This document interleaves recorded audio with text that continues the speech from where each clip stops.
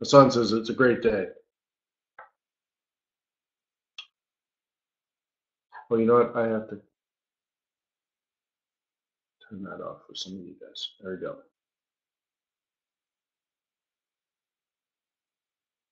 Oh, he's just received my book. Very nice. Very nice. Very nice. All right. So, oh, I'm going to sneeze. Uh-oh. Anyways, good morning, everybody. Today is a wonderful Thursday, a wonderful day to be a trader. However, let me remind you that trading is risky, not appropriate for everyone.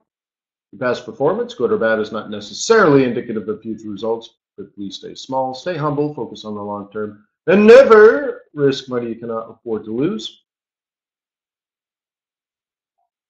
My name is Wayne McDonell. I am the Chief FX Market Strategist for TradersWay.com. We're an ECN, which means when you pull the trigger, your trades are put into the market. And that's a good thing. No one's trading against you.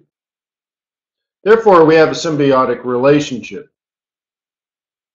Make money, we need you to survive and thrive. And that is my duty that I have been charged with. That every single day at 7:30 in the morning, Monday through Friday, I am here at Forex.Today to assist you in your personal and professional development as a currency trader, profitable, conservative, disciplined currency trader. Now, tomorrow is unique. Tomorrow is the first Friday of the month. And I will be at FX Street for trade non-farm payrolls 146, maybe 147.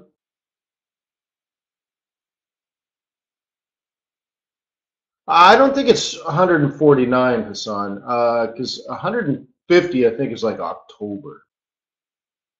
But anyways, we're getting there.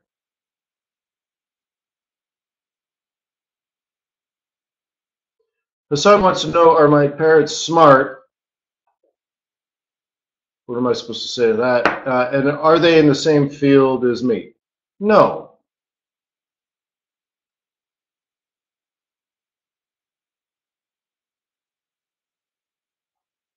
But I did teach my father to trade Forex, and he dabbled with it for a couple of years. Yeah. Hey, never hurts to ask. You might insult my tribe, though, Hassan, and I have to go crazy. Yeah.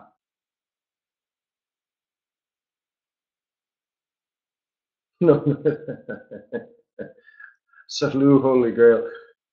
All right. So anyways, tried to get some sleep last night. And I woke up at like 2:30 in the morning again. And I'm just like, no matter what I try. Okay. Oh, in regards to recent videos, I recorded our webinars, and this includes the swing trading group as well.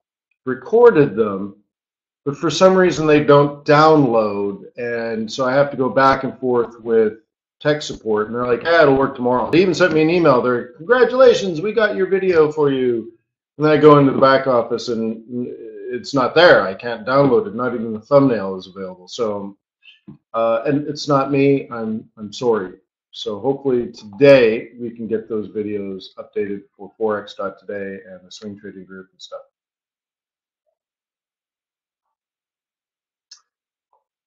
Barry asks a question right off the bat, says, can you tell me a bit about Brent oil?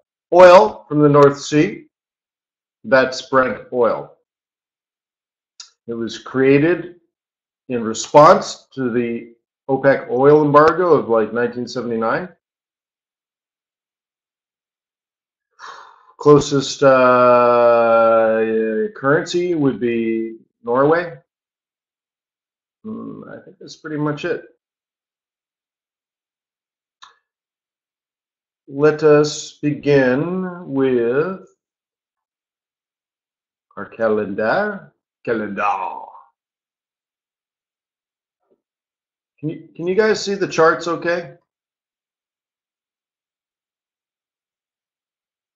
Yeah, all right. The little preview. Oh, no wonder. Well, were you going to bring it up at some point? Good thing I asked. Yeah, it was the preview was displayed something odd. So now it should be pretty. Yeah. Okay.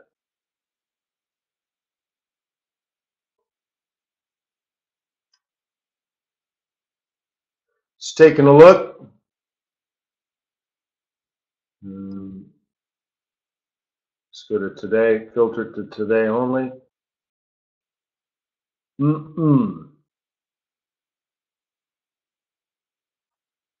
Ba ba ba ba ba ba ba ba ba ba. Wow, you know what? Is that right? 8.5%. Wow. I just haven't been watching it for a while. Gee whiz, 8.5? That's crazy, huh?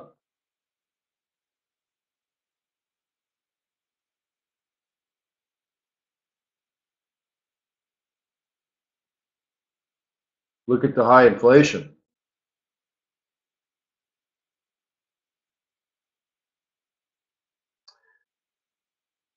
1.1 on core, but you know, improving, right? Right? Things are improving. This would all be pro-euro.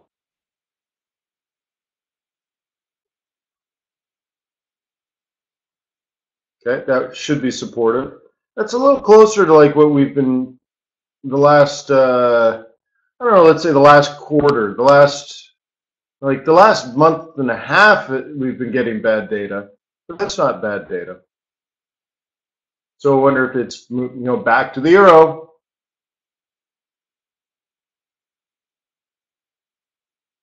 Is it going to be 145, Hassan, or is it going to be 146? I guess 145 is right. All right, cool. It's pretty close to, what, 12 and a quarter years? 12 and a third years?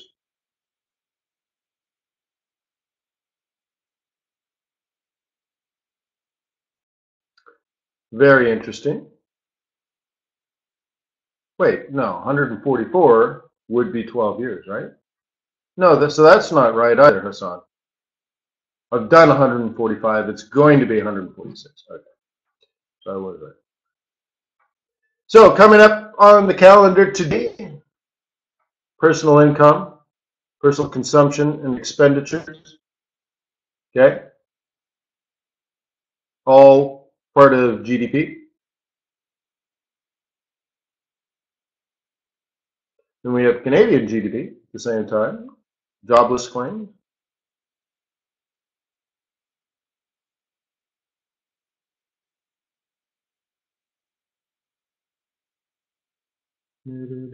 Pending home sales. Yay. So it's an all right day. This is going to be the biggie.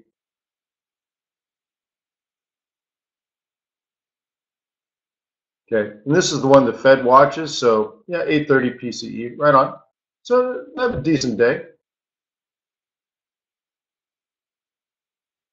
And then of course tomorrow, the big one is non-farm payrolls, which is all of this. I guess I can just highlight this one. Okay. And then down in here, ISM services at 10. So pretty decent.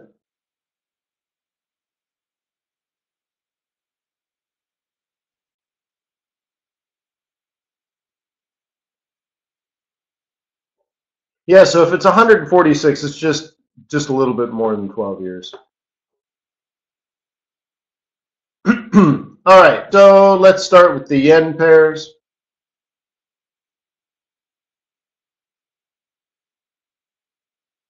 Okay. Tuesday, we hit the bottom, projected bottom for the week.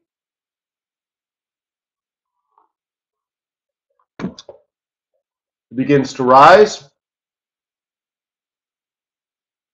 right? Double bottom, 1, 2, 3. Is that a valid setup?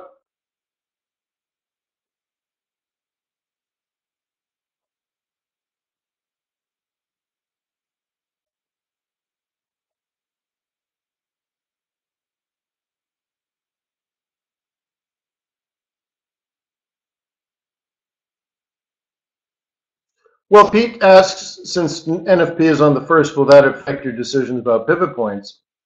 Well, the interesting part of that, Pete, is the swing trading group already met this week to create our monthly swing trades for June. So by the time it comes out tomorrow, we've already made our decisions. Yeah.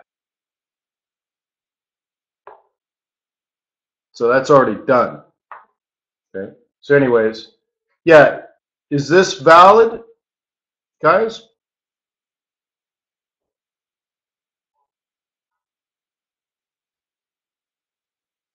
Now the interesting part of this, of course, is it's the bottom of a very significant move, right?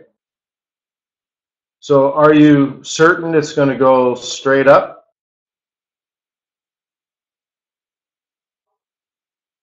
Well, if you're a bull,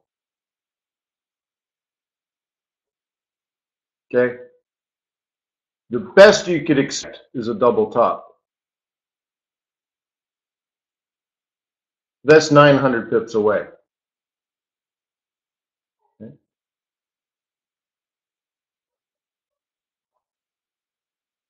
If you're a bear, you're going to want to sell off of this old roll reversal,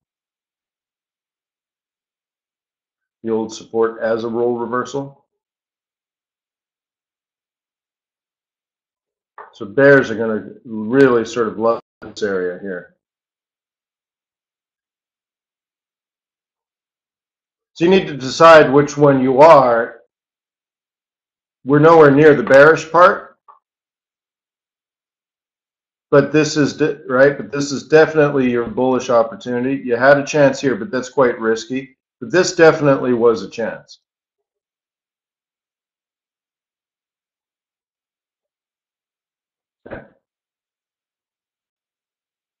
Okay, that was a chance. If you were a bull, this is something that you needed to look for. Okay, it's a cluster of daily and weekly, a cluster of weekly and monthly pivots. You just kind of need to be on that. And when we discuss, like, if you want to call this a hammock, that's fine. When we discuss anticipating such patterns, where do we anticipate to anticipate? Where should we expect to see a pattern like this well before it's ever happened? Like when you're up here, we're here.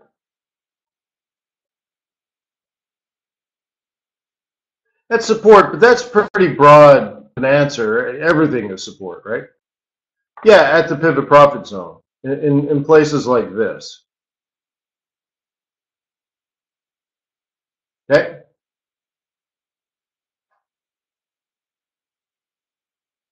So to get this is pretty straight up, straightforward if you want to be a bull. Okay.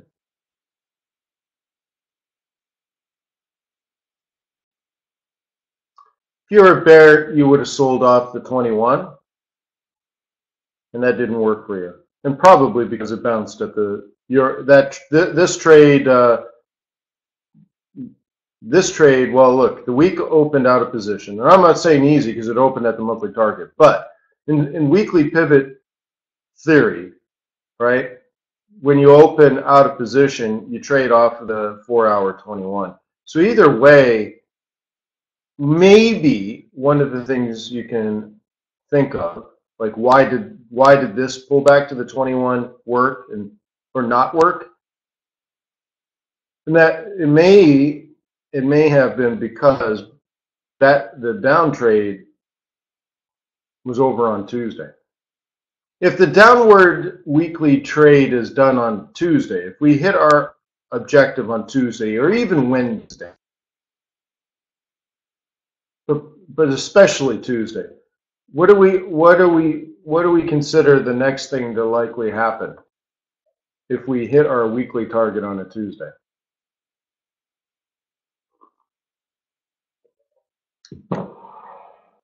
Counter trend, right? Counter trend trade back to the central pivot. So that's why I said if you're a bear now, this is really like, this is your kill zone. Okay?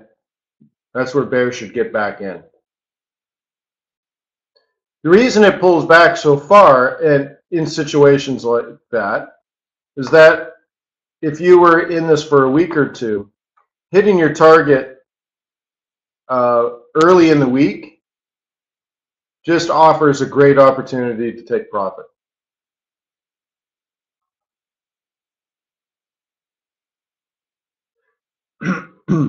Yeah, Guy, it's less, everything is less likely outside the monthly pivot.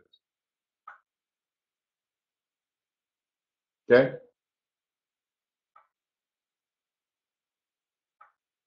Everything is less likely.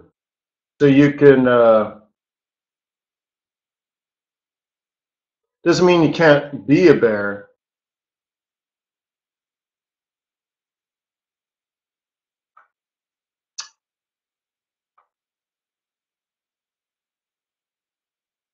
Sure, I got the wrong one. Doesn't mean you can't be a bear.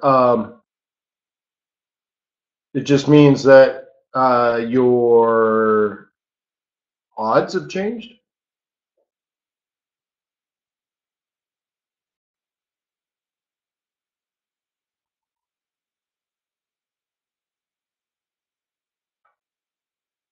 So anyways, if you're a bear, this is a cautionary tale right here. It should be up to the 55, down to a double bottom, and then work its way up. Okay. So you would expect it this way, guys. This is what your expectations would be without pivot points. Up, down, up, down, if you're a bull, right? And if you're a bear, I'll do it in red. You'd still expect the same thing. Up, down, up, except this would be different. Okay? And it's all because this is profit taking.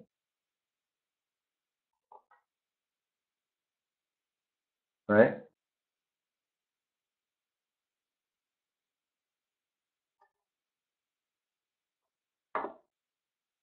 The reason I use pivot points is that wouldn't it have been nice to know that this was going to happen before it happened?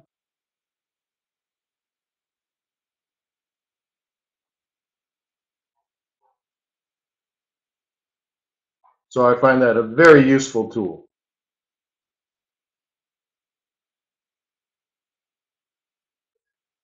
Now, kind of readdressing Guy's question, like once you're in here and you've taken profit, you know, what does all this mean? Nothing really.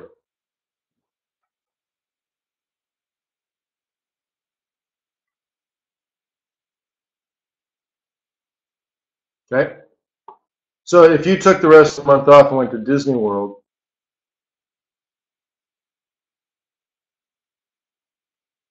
right?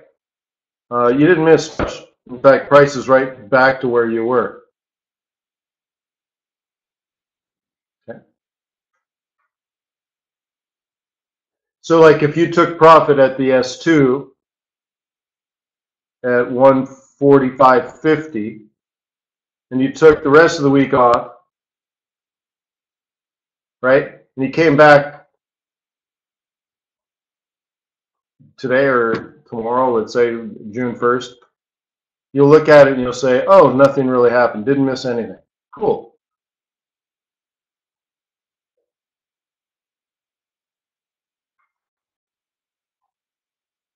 Okay.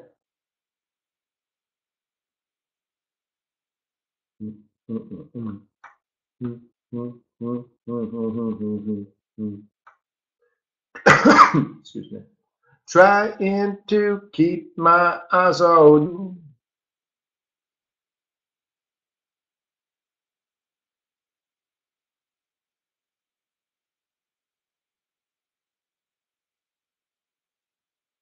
What do you think of this?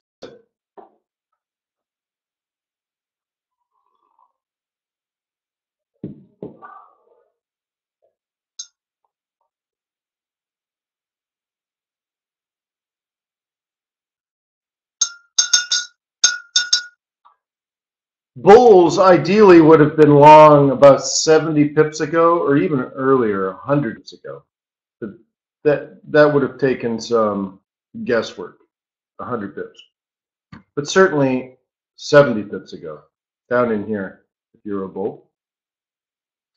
If you're a bear, you're getting set up. So I'm gonna put this into play. So if you're a bear and you enjoyed this, you're gonna want to sell it again, right? So if you're in that downward move, this is your wonderful sell zone.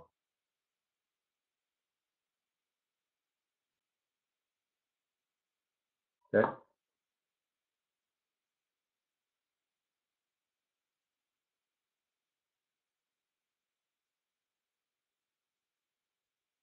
Now the interesting thing about that sell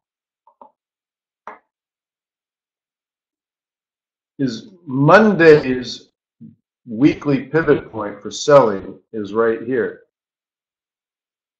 And then of course on top of that, right? So you have next week's weekly M3. Most people don't know that yet. So it's kind of like shh. But we estimate that to be next week's weekly M3, in which if you were a bear, you'd be selling. Plus, it's next month's, now next month is tomorrow, but it's June's, right, monthly central pivot. So there may be some clever bears that are thinking this, right?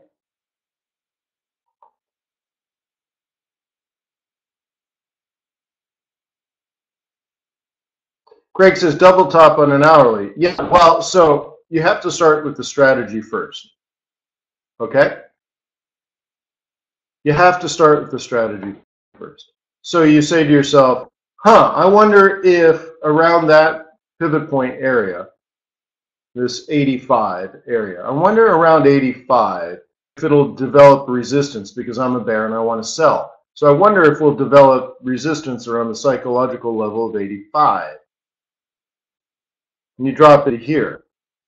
Could you possibly talk yourself into getting short here?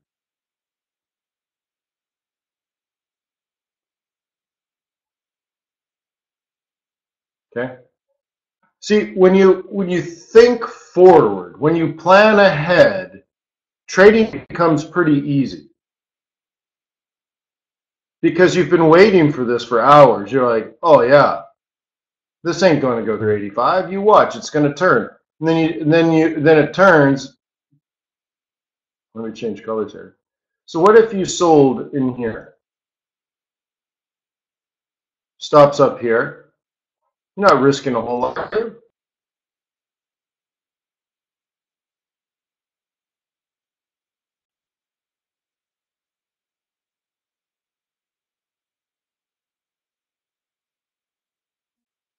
Okay. And it really should affect also how long you're going to be in the trade.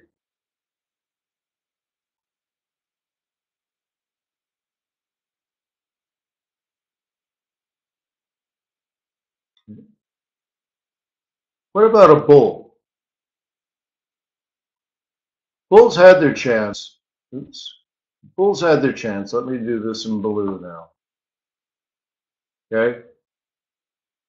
Is this sort of a breakout type move? The answer is yes. So now as a bull, if you found yourself here last night, you know, the close of trading last night, and you're a bull today, where would you want to buy today? This is you thinking yesterday, last night. Okay. So if you were a bull, if you were a bull yesterday because it went bullish, and you wanted to be a bull today, where would you buy? No, the 55 EMA is actually a bad place to buy or sell because it predicts a double top or a double bottom. So this, John brings up an interesting point. Buying at this 55 predicts a double top. We don't know if it's going to do it, but on this time frame, it says it's not going to make a higher high. So that's really going to affect a bear. A bear would look at that and say, oh yeah, this is rolling over. A bull might ignore it and find some other reason to stay bullish, right? So the bull is actually trying to buy it off the weekly M2.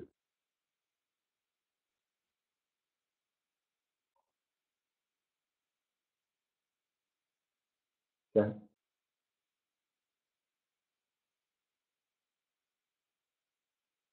So whoever was in on this and had this giant engulfing move, they want to buy it here and take it north.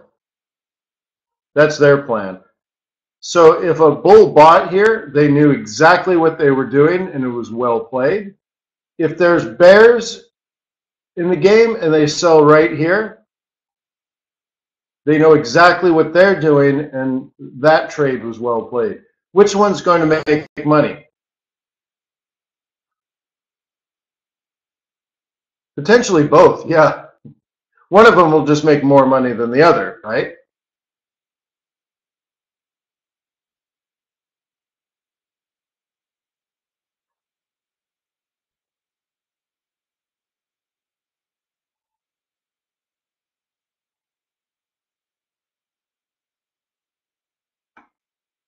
Yeah, the distance between these two pivots is approximately 75 pips. Even if this drops all the way down 200 pips, whoever is up 50, 60, 70 pips can still make some profit, right?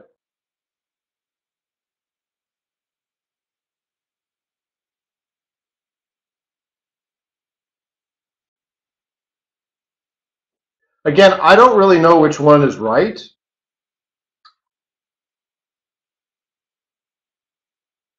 I don't know which one is right, nor do you. But if you were just on one team or another and traded with good entries, even if you don't get paid today, you'll get paid eventually. You'll have your time at the dinner table where pips seem easy. It looks like the fish are jumping into the canoe. And then it'll just all go away. And then it'll come back again. And then it'll go away. And then it'll come back again, feast or famine. But, you know, swinging both ways like a broken gate, you've already experimented with probably for a year or two and found out you're hungry all the time that way, right? Never a boom, only a bust. So that's just lack of consistency, either from no fundamental bias or shorter term trading only. Okay. Carol Lewis says, how could today's CAD GDP affect results? Probably move the market. Which way? I don't know. I haven't seen the results.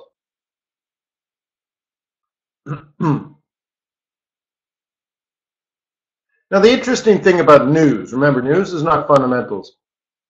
The news today, let's say Canadian GDP, will be about as expected.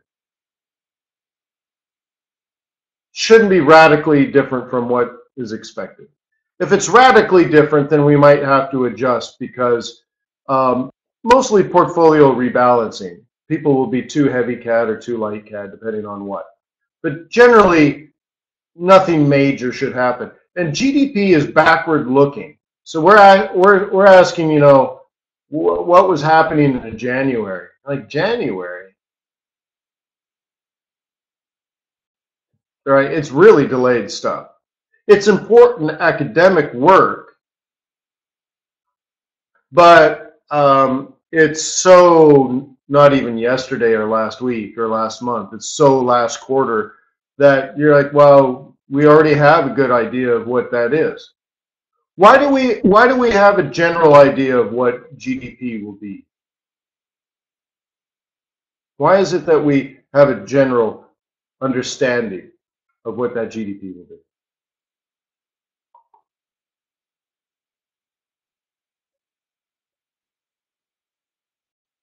Well, GDP, all right, let me do it in black, I guess. Okay.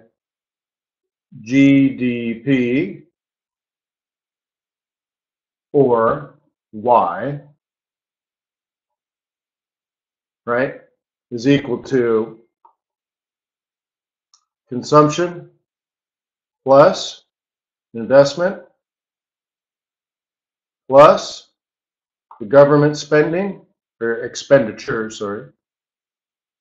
Okay, that's good enough. That's a closed economy. You also add import, export and stuff, but we don't have to get into that. All right. So when calculating this, remember we're looking at last quarter, right? So we're looking at like 3 months ago kind of stuff. Do we know what consumer spending was?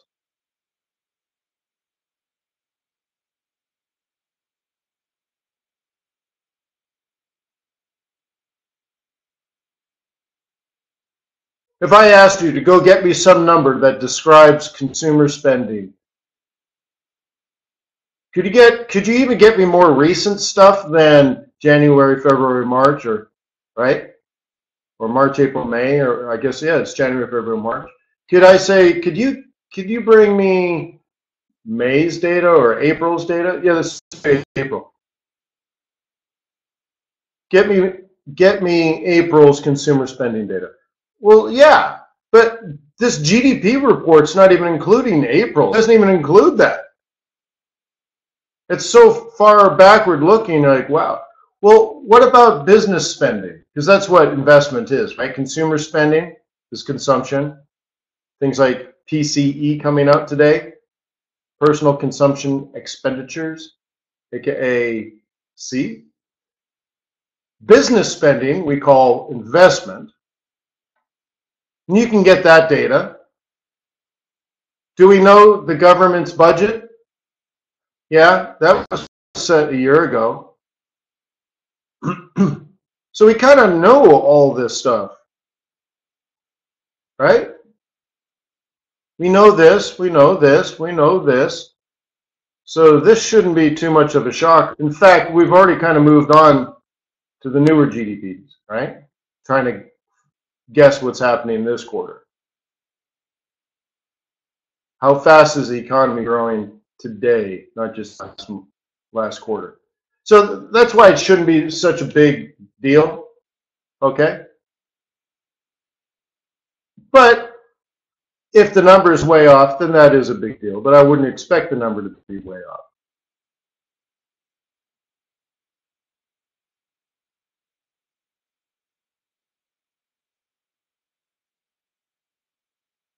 Cool, right? So PCE is coming out, and that will help you gauge productivity now. And that's more fundamental when you're looking at that stuff and you're like, wow, look at the trend in PCE.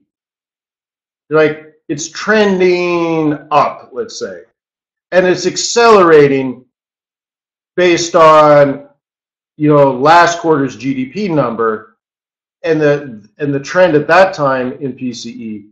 Well, it seems like not only is it improving, but it's accelerating. Okay, it's still kind of news. Now you're doing news analysis. Then you say to yourself, well, I wonder how the Fed is going to interpret this. And how that will impact future rate hikes and the velocity of rate hikes. That is fundamental, my friend. And you say, and then I wonder how, if the market perceives the good GDP, or more importantly, the accelerating PCE, as a need to raise interest rates and increase the rate of raising interest rates, or the velocity of the interest rates, right? Then that will make the dollar, well, first of all, the yield on treasuries will go up. 10-year T-note will break well through 3.0. And Europe is paying less than 1, so you're like, I wonder if European money is going to be more attracted to the U.S. Treasury market. Also, if that was the case, so if we did see a great PCE today, and if we looked at the history of PCE numbers, it seems to be accelerating. This is really, really, really going to hurt emerging markets that borrowed a lot of money. Money was cheap to support their socialist big dog governments. Now that they have to pay their debt back, and they find out that they have to pay it back in dollars, and the value of the dollar is going up, and so they'll need more of their pathetic currency to buy US dollars to pay back the money that they borrowed. Those economies are going to be in a world of hurt real fast. Argentina.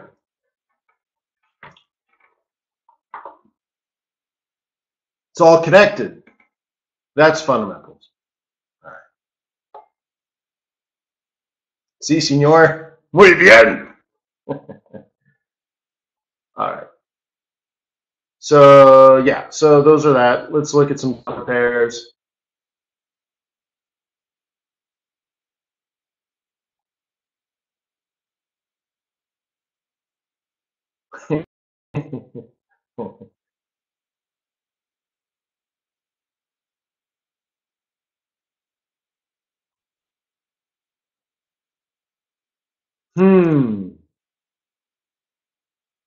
Did anybody talk about this being support?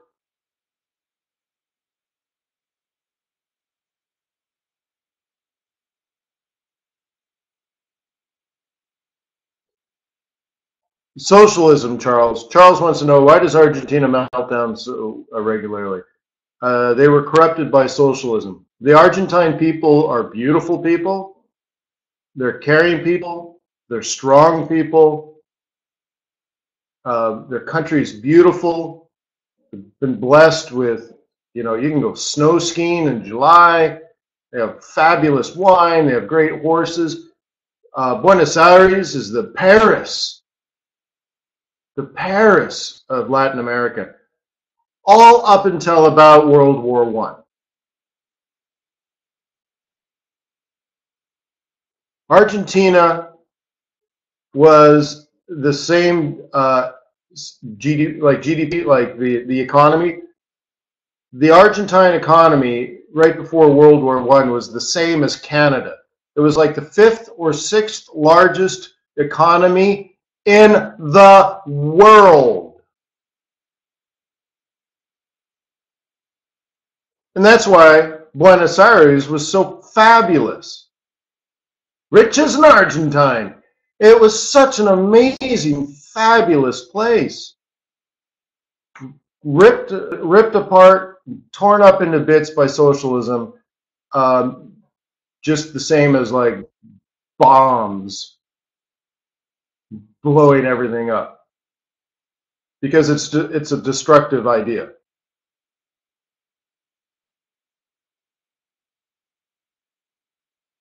So good luck, Italy.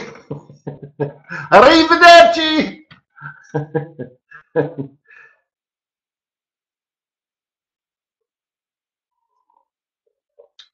They're like, you know what? Things were so much better when we were fascists. Very good. I don't even know what a fascist is, but I'm pretty sure it didn't work out. So anyway.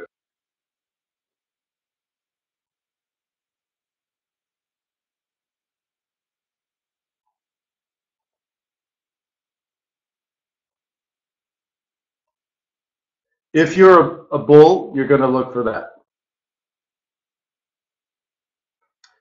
So as you may know, I wrote a paper at Harvard, how entrepreneurialism is an important component to a perfect, if you want to call it that, a perfect economy. If you remove entrepreneurialism, like for example, who's going to rebuild Argentina and Venezuela? Who's going to do it?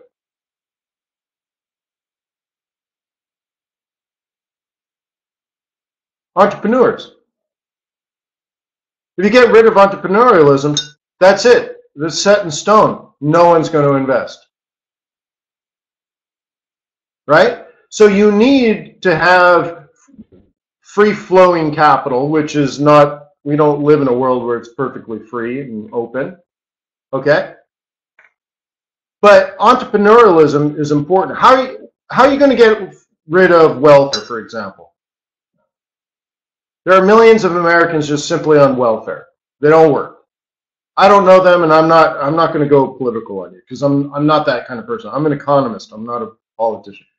But it's a fact. There are millions of people just simply not working, but they get a paycheck, or they live in housing. I took my kids through Atlanta just like 2 weeks ago. I'm like, we're going to drive right through the projects. All these people live in these houses, and they can't afford their own homes. He's like, well, how does that work? I'm like, yeah, all these homes. And don't they take such great care of it? Aren't the front yards so beautiful?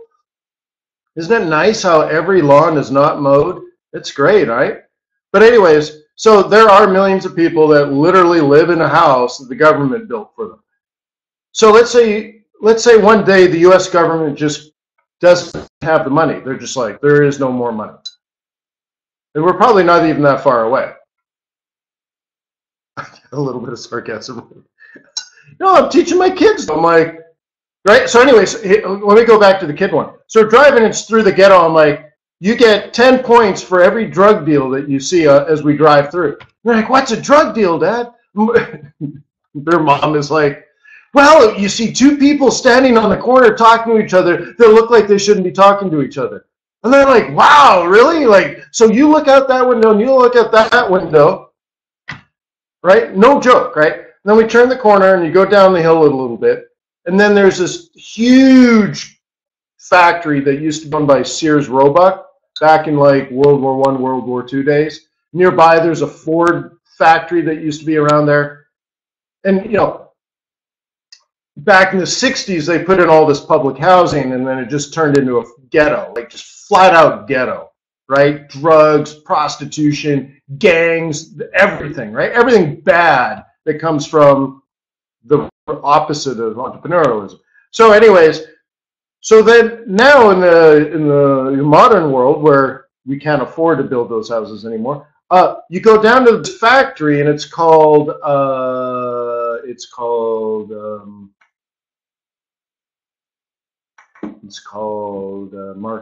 Pont City Market. So if you've ever been to Atlanta, maybe you know this place. It's a ginormous factory, like millions of square feet, brick building, right, 6 or 7 stories. Well, entrepreneurs came by, fixed it up, and turned it into a high-end shopping mall, and left all the old brick and the exposed steel beams, and put in like little restaurants where you could just kind of belly up to the bar, but it's super high-end, fun food, right? Like great shops, you can get custom-made shoes there, you can get fancy furniture, high-end handmade non-toxic toys for kids, and like it's all this awesomeness, the outdoor seating and restaurants, and it's just fabulous. And then they put up lofts and stuff across the street and put in a park and all this kind of stuff, and now it's awesome. And I'm like, where did all this come from, guys? Government?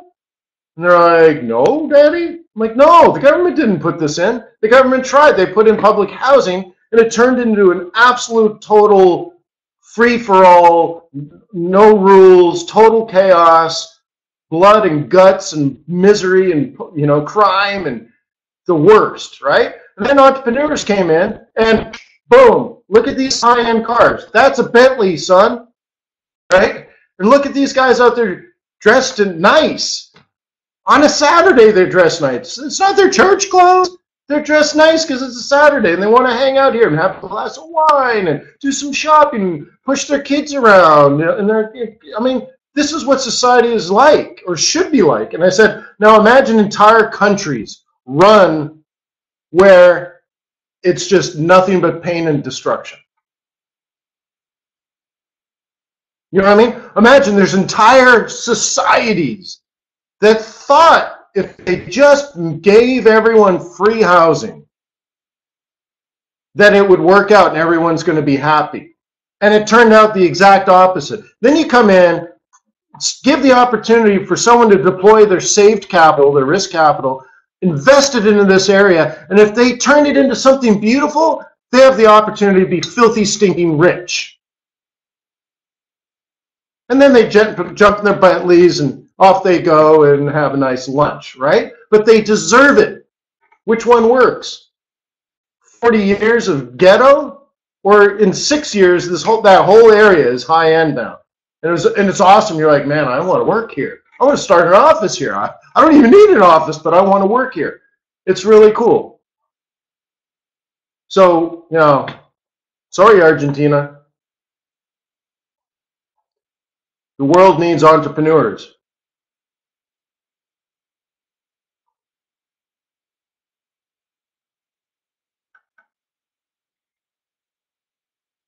Right? The world needs entrepreneurs. If I was Argentina, I'd make it an entrepreneurial haven.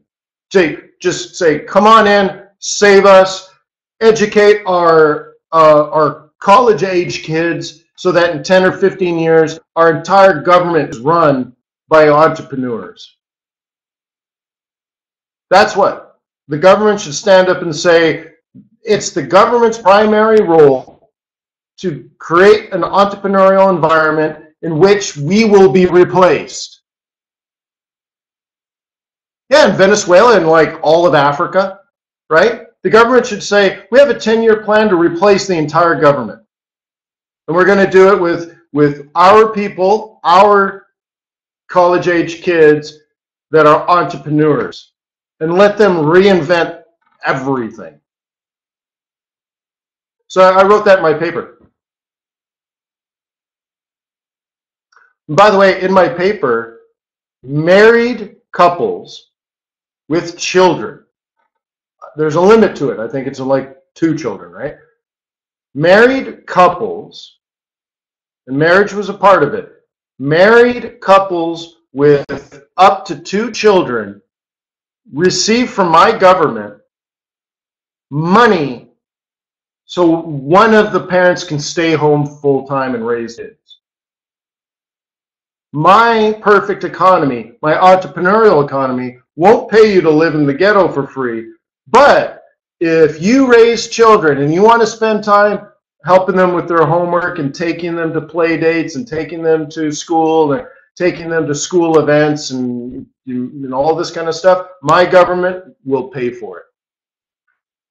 So if you're a stay-at-home mom or a stay-at-home dad, you are contributing to long-term GDP, and my economy will invest into you.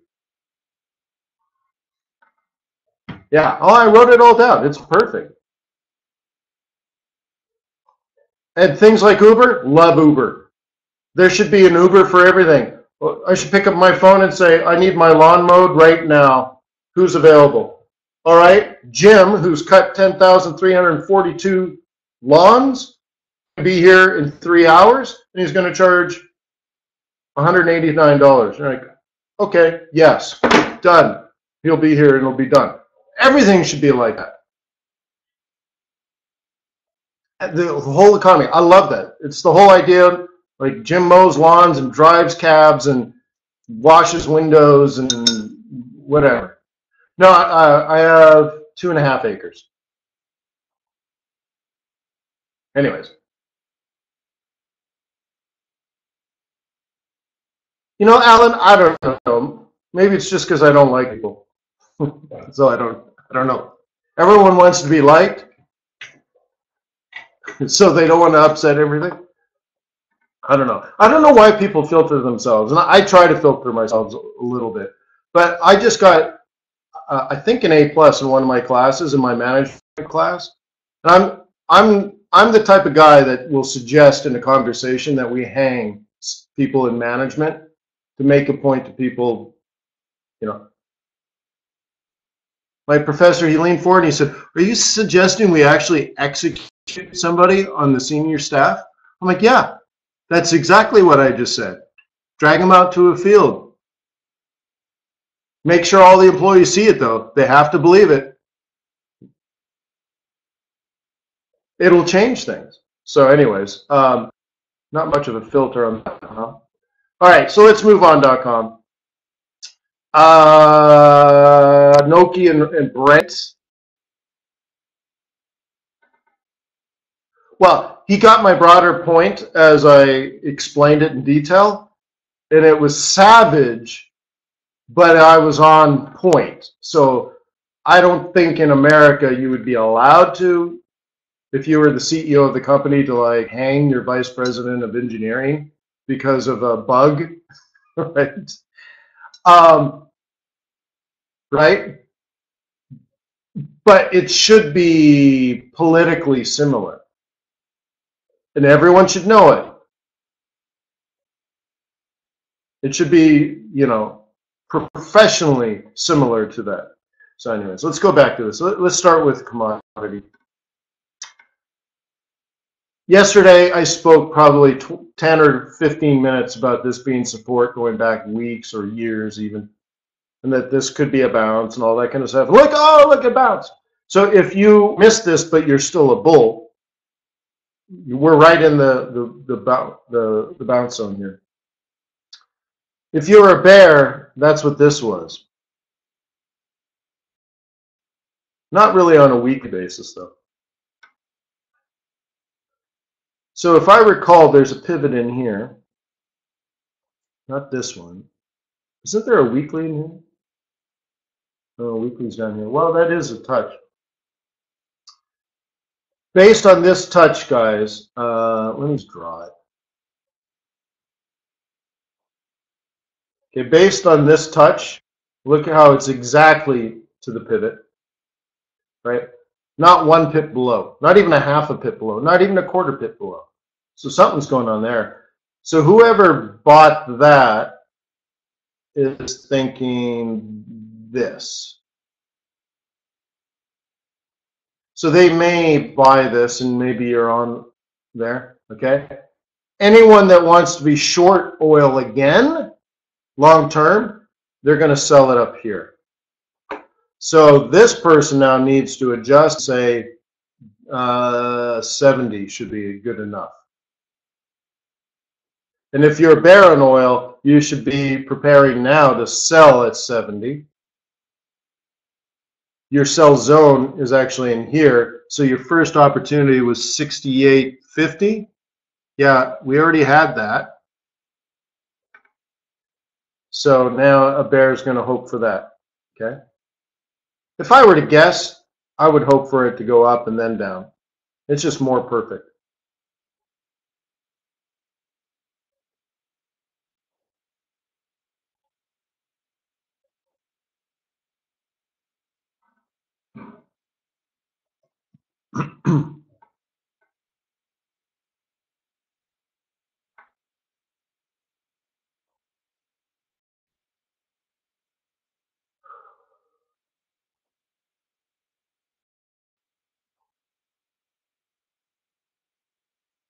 Including the PCE data for the U.S. in April.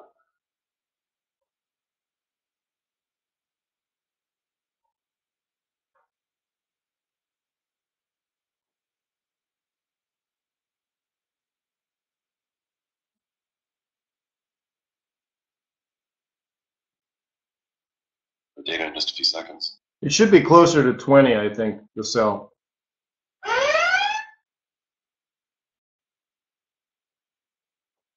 Go to 21,000 jobless claims. PC deflator 0.2% is in line with expectation. 2.0% year-over-year also in line. The core at 0.2% is 1/10 higher than expected. 1.8% year-over-year is in line with expectation, but the backlog price down 1/10 to 1.8% on the core PCE year-over-year. Jobless claims 221,000 below the 228,000 expected. Continuing claims 1.73 million, about in line with expectation. Prior buys slightly higher.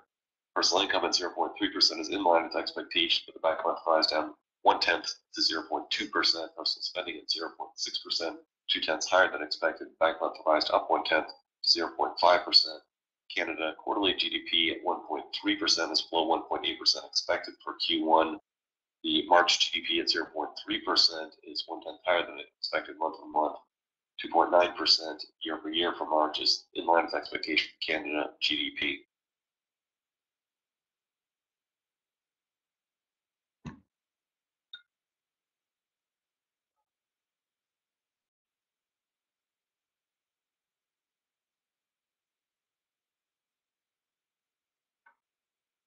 Okay.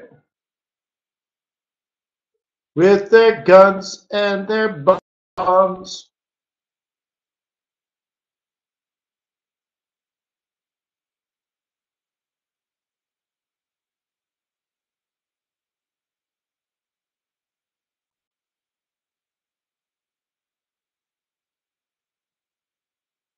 They are fighting.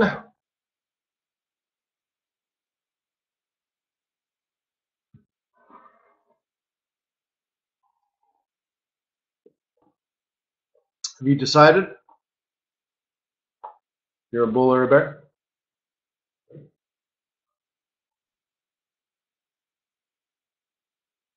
In your head, they are crying.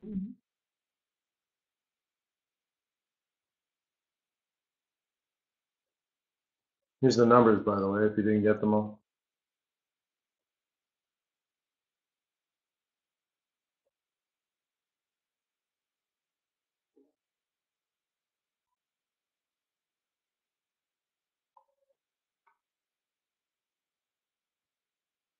Income flat, spending up. What does that do to the savings rate?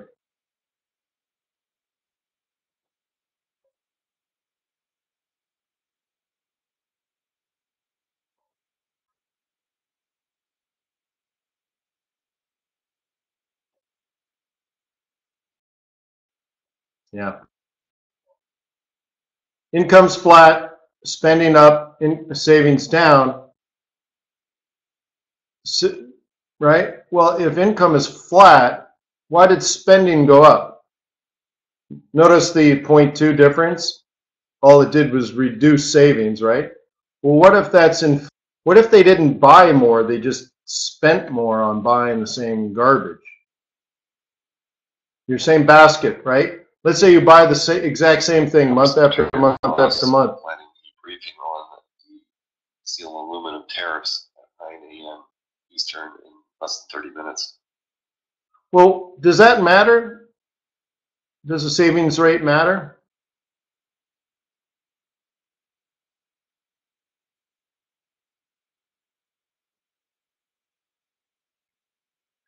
Okay, let's put it this way. If you want to Google solo growth model,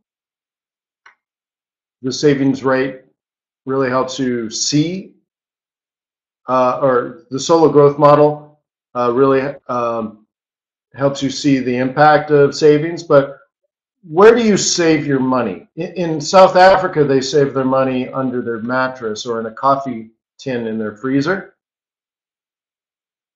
Okay, that's why South Africa is poor. Outside of South Africa, they don't even have refrigerators or mattresses, so they're really, really poor. But in a bank, yes. In a modern economy, you save your money in a bank. A bank is an intermediary, right? Are you going to throw in the whole asymmetric information disadvantage? Yeah. Well, anyways, banks act as an intermediary. So now you put some money in the bank, they pay you a little bit of interest. What does the bank do with your money?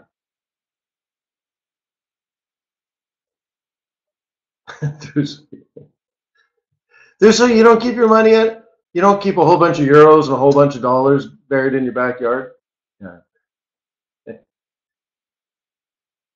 Yeah.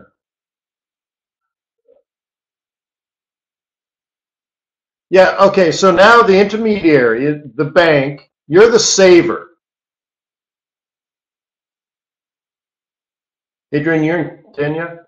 I was thinking about heading out to Kenya sometime soon. Maybe you can help me. Maybe you know a bunch of Forex traders in Kenya.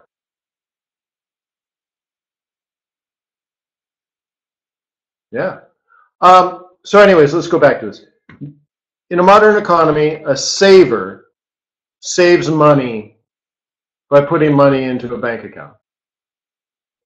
And, you know, if you're a person of retiring age, you know, we're talking $1, $2, or $3 million,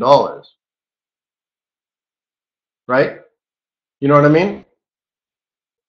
It adds up, okay? So now the bank pays you a little bit of interest, and then they loan it out to businesses so that they can do things like expand their factory. So what if you don't have savings? What if your whole economy is saving less? Well, there's less available to grow your economy. Okay? What are the other things that affect the growth of your economy besides your saving rate? Because you can argue, guys, like this. Like if you're an economist, you could argue that the savings rate equals what? S equals what? No, you don't save 100% of your income. So disposable income or consumption takes out most of it, right? So what does savings equal based on what I just explained to you? Don't give me a number. It's another letter.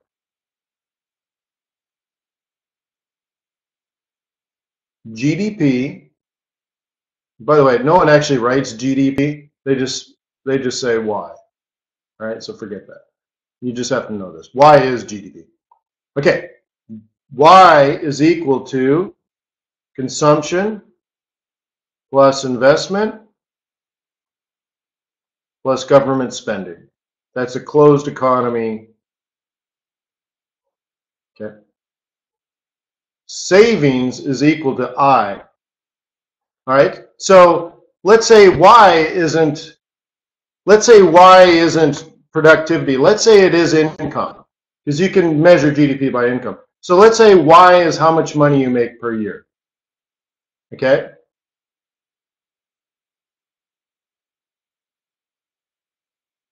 What influences your consumption?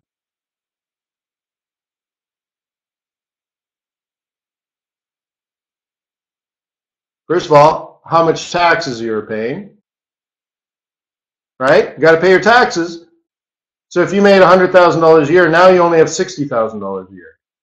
40,000 went to the government, right? That's going to influence things. There's taxes and transfer payments and all this kind of stuff, but whatever. So you can kind of kill that, right? So some of your money goes to the government. Then you can bust out your marginal propensity to consume formula and all that kind of stuff. And you'll find out that, let's say, I'll just give you a number. Let's say 80% of the money left over you consume, therefore 20%. Okay? Now, we're talking about an entire economy now. So what is all of this? Well, you've spent 20% or 80% of your income. So now you're saving 20%. Right? And you put it into a bank, and a bank loans it out to businesses in the economy. So S equals I. Because the bank ultimately wants to loan out 100% of its available loanable funds. Because that's where maximum profit is going to come from if you're studying microeconomics now, right?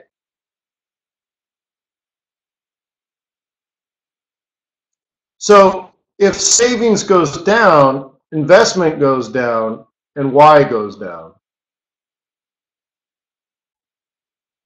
You see what I mean?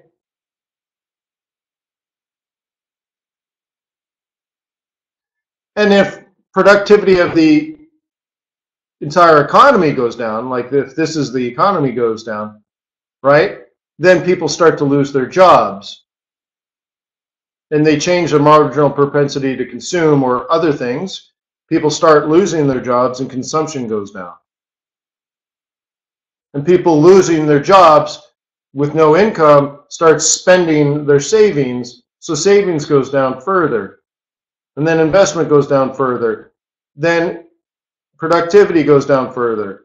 Then unemployment goes up. So consumption goes down. So savings goes down. So investment goes down. So productivity goes down. Until you're, South Africa. Sorry, so. Well, yeah, what goes up, Hassan? Well, ideally, the government comes along and spends. What did the United States government do during the greatest financial crisis since the Great Depression of the 1930s? They didn't do jack. They screwed things up. They threw trillions of dollars into the toilet. Oh, except for cash for clunkers. That was a huge success. Okay?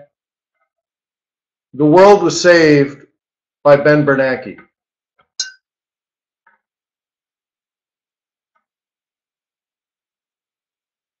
Okay? So there's those, talking about South Africa, there are lots of different schools of thought in the economics world about, how do you rebuild South Africa, or how do you rebuild Argentina or something like that, right? And one school of thought is institutions. You have good rule of law. You have, like for example, would you invest into a country where someone could just say they're not going to pay you anymore? Like you enter into a deal, you invest $1 million, and then they just say, no, we're not going to pay you back, and there's nothing you can do about it, right? So no one's going to invest in a world like that. So you have to have good rules of law where contracts and property rights are protected, all that kind of stuff, right? It's those types of institutions that are important, and countries that don't have good institutions simply fail. No matter how much money you put into it, it will fail. A big part of like the United States, how do you get growth to go up when the economy is so mature? And it's alpha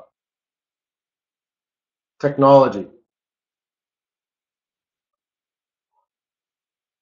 Technology is the most important thing. Okay, in less developed economies, you need savings rate, you need investment rate, all this kind of stuff. You need, it's like, your workforce, your labor force participation rate. All these things are important in a less developed economy. But how do you maintain growth if you already have, let's say, near full employment, right? And you're building, and you've already invested into infrastructure and stuff. How do you keep growing if you've already maximized everything? And that missing piece is technology.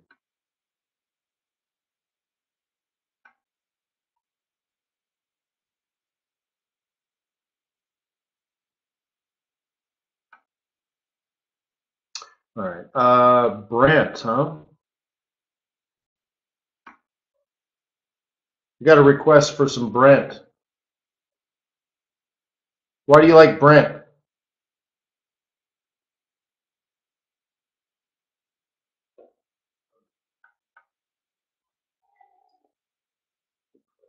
Barry just likes European oil, huh? Okay. And there are tanks and there are bombs in your head. They are fighting.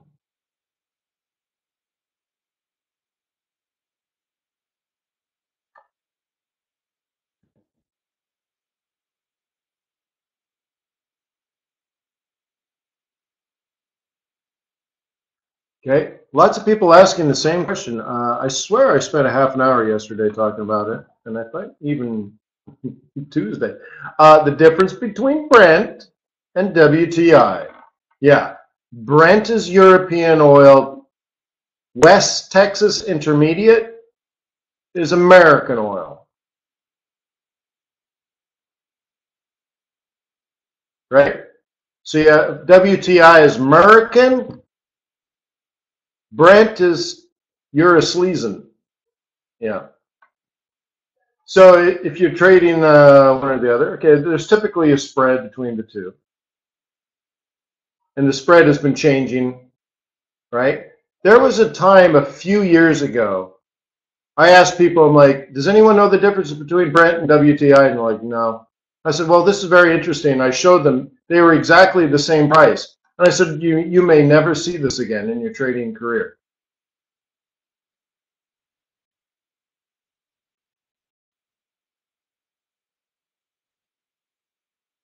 Right? So there is a difference in price, which is actually fairly normal, but I think they're widening right now. But I don't trade the spread between the two. But you can do that. Some people do this in the futures market. They might, let's say, buy Brent and sell WTI, or buy WTI and sell Brent, and they're trading depending if they think the spread between these two markets are narrowing or widening.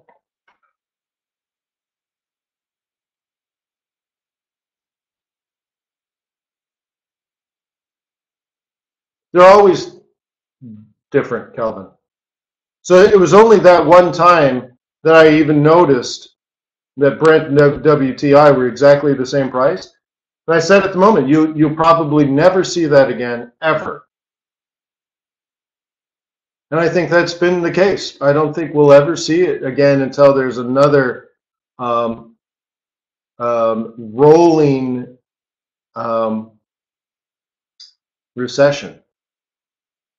I was listening to an interview with a very old trader, and they asked them some economic questions, and he said he felt, unless there was like a global crisis again, that the U.S. economy and other economies will have rolling recessions.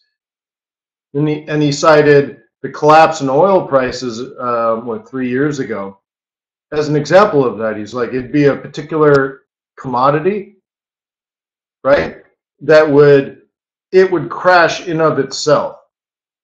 It wouldn't take everything down, but you'd have that recession, and then that would regain, and then something else would have its turn, and you'd have this ebb and flow, because the world is so much more connected now, and inflation moves. We import and export our inflation. So the United States will probably always have low inflation, and India will always have high inflation, right? Turkey will always have high inflation, and that's one of the theories.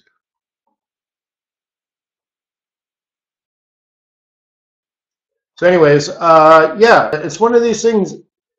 If you're a bull, it clearly already gave you an opportunity to buy it, and if you're a bear, it's clearly setting up to sell. So there's not a lot for me to say. So I'll just say, as a bear, right, this is a sell. This whole area here is a sell zone.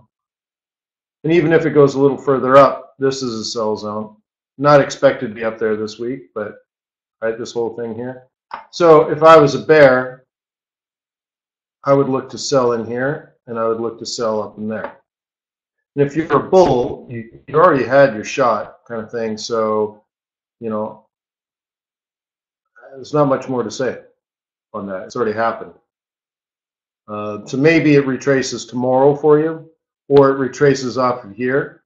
I guess if you're a bull and you're not in it, you're going to have to wait to get that retracement that I just showed you where bears would sell, and then be ready to buy it.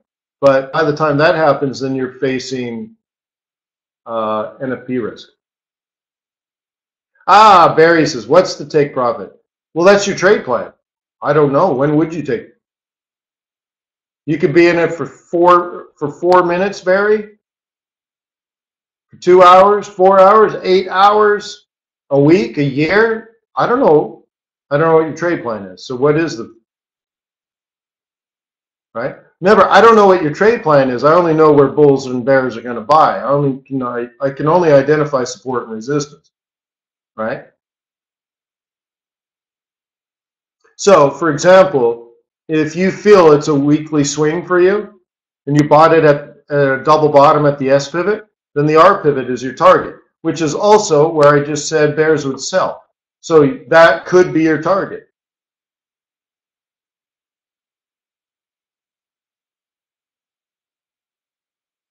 Okay, and if you're a bear and you're selling up there, you can have a weekly trade plan or you could have a monthly trade plan.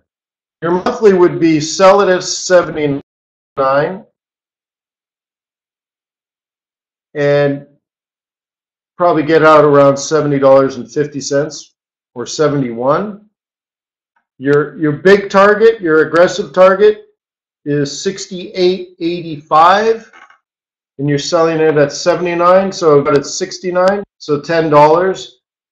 But remember then, if WTI now drops $10, is it WTI? No, it's not gas. Oh, here it is. If WTI drops $10, then that's going to take you from, let's say, 70 now. So see, there's a spread down to, you need to feel very comfortable with WTI dropping to 62. That's only a $5 drop. But you have to be very comfortable with that happening if you think your Brent is going to fall that far. But remember, I asked you just yesterday, I said, is anyone interested in trading the energy complex where you're trading WTI, where you're trading Brent, you're trading Canadian dollar, Norwegian kroner. You could even trade the spread between some of these things. Okay? But if Brent is coming down, WTI is coming down. If WTI is coming down, Brent is coming down. If Brent and WTI is coming down, CAD is going down, Noki's coming down. It's all the same trade. You see what I mean?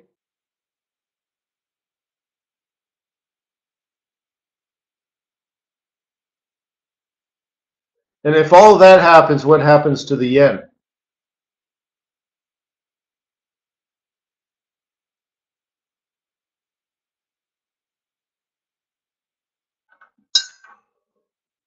No, yen weak.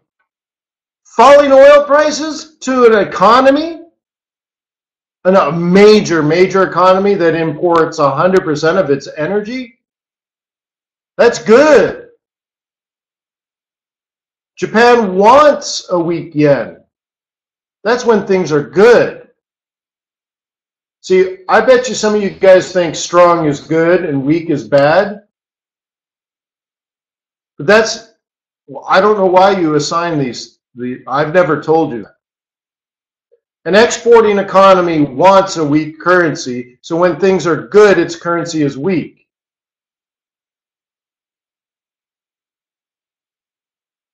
So let's say, right? So anyways,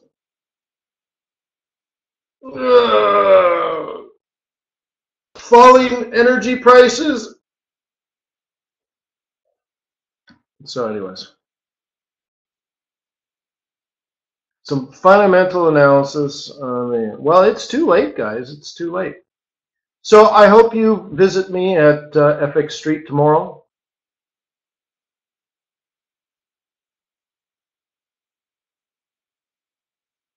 But the opposite isn't true, right? You know, opposites are not always true. It always depends on the global market. And remember, things are relative. So sometimes good news is bad and bad news is good. And then for the same currency, for the same economy, the bad news is bad and the good news is good. And you're like, well, what's the difference? Well, that's what makes it interesting.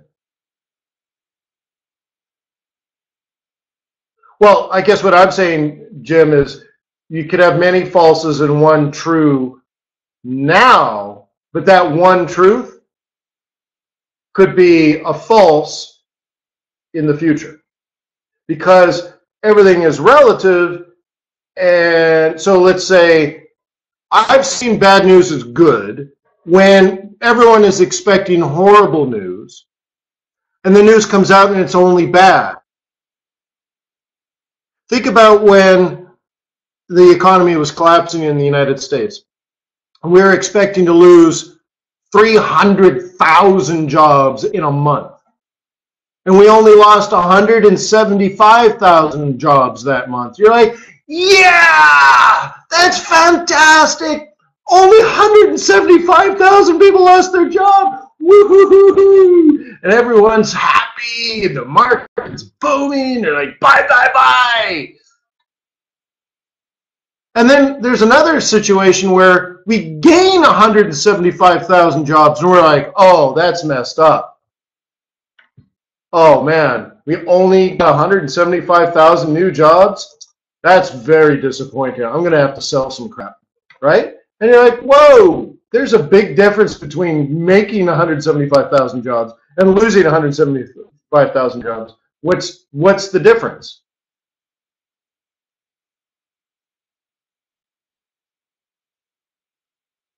Okay. You have to be wicked smart. Yeah. So anyways, peace on earth. May the pips be with me, your profits be above average. I hope sometime in the very near future, like hopefully today, I'm going to be able to I should be able to download these videos and get them up onto the site for you. I apologize, but it's not me, it's them. And I'll see you tomorrow for Trade Not Farm Payrolls Live, 146th month in a row.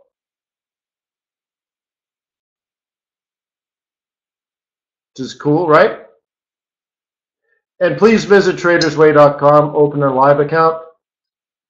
I'm putting together the plans. I think I'm going to do it June 11th, the first session. And I think it's going to take me 5 sessions. So if you want to attend these, the day trading workshops, you need to have real money in a live account at TradersWay. So get started. It takes a while to go through due diligence. Opening a live account is not instant. Opening a demo account is 30 seconds. But we live in a world of high due diligence, right? So get her started. So that'll be June 11th is what I'm planning right now. Well, not for everyone, Martin. For some people, it's just fine. And others, it's a little more complicated, depending on where in the world you are and all that kind of stuff. So anyways, get her done. Cheers.